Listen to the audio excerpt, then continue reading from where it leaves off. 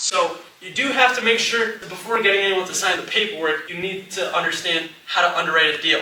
Because before I got my first deal with Bonnie on this deal, I had 6 to 7 deals under contract while I was following up with her for 4 months, because she was one of my first leads, but I was really focused in on calling these same owners.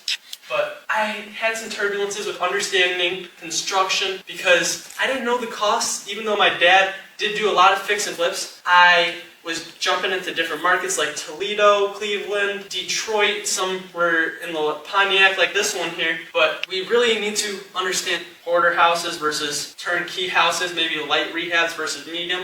And it was a learning curve because I never looked at houses like that. I was just looking at houses as a kid. So make sure you understand different things about the price per square foot of what it's going to cost you to rehab or different locations of rehab costs. So after that, I was having trouble determining ARV and got properties under contract too high, thinking I did follow the 70% rule, but I really didn't because I didn't have the accurate ARV because I didn't pull the right comparable sales and know how to know which one was more of the same amenities, property type, and condition. So after that, depending on the condition, you can use different softwares like Zillow, RentCast, and find out the rent to see if it might be a good rental property, if it's a duplex. I did have one property under contract which was a duplex and thought it could be a good rental, but the seller actually ghosted me, wasn't able to close on this property, and ended up filing a memorandum and still have one to this day, 2 years later.